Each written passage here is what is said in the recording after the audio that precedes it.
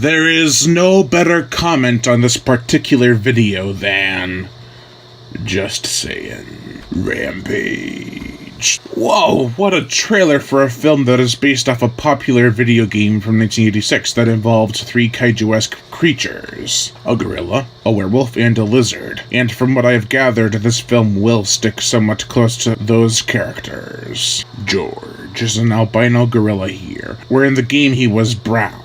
The hound is a wolf, not a werewolf, and is very bipedal, and very spiked. I don't know what is with the spikes, but the lizard, now crocodile, is covered with them. And weren't they supposed to be people that turn into these creatures? I've heard that. I haven't played the games, but the beginning of the trailer starts off with Dwayne the Rock Johnson describing how he saved and raised George. And then we get into a scene that can only be described as Mysterious George, because he touches a canister that emits a green substance that seeps into the air.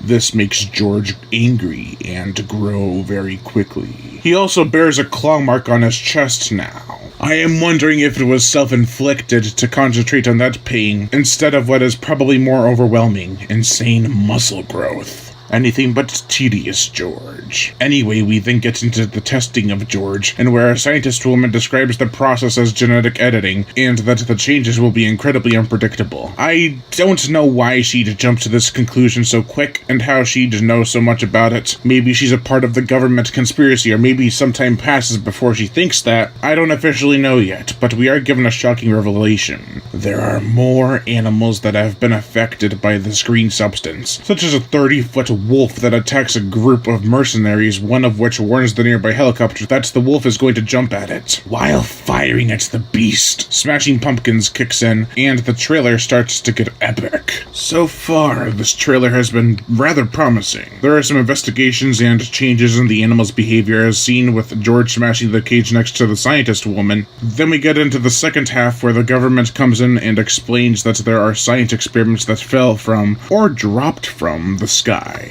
Speaking of the sky, George is airlifted to what I can only assume is a scientific base. I think The Rock and a scientist woman are on that plane because George breaks out of his confined cage and begins throwing debris all around, which appears to have cut off a limb when you look at it frame by frame.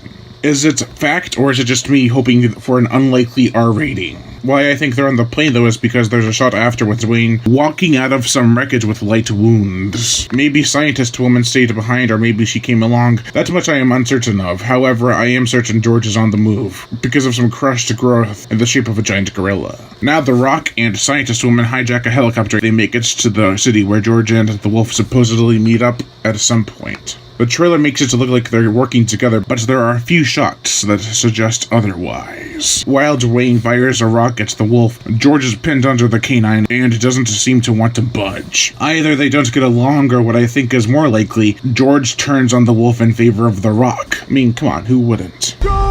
We then get the either heartfelt or laughable scream for George by The Rock, as the gorilla smashes into some more buildings. Then, title card. After that, we get to Liz, the crocodile, making her way up the canal. I do think her screen time will be limited in the film, unfortunately, and I also believed they showed way too much of this movie in the trailer. It was beat for beat the story, and unless they go to another location after the city destruction, I don't see where else the story could go. Maybe we're in for a 90-minute picture or a 2-hour one. Who knows? I just hope there is enough action throughout and no painful filler. After letting the trailer sink in, I am glad to say that I still enjoy the hell out of watching it, which if the movie doesn't have an abundance of painful filler, it's gonna be good too. Overall, I give the trailer for Rampage my new rating of 3.5 out of 5.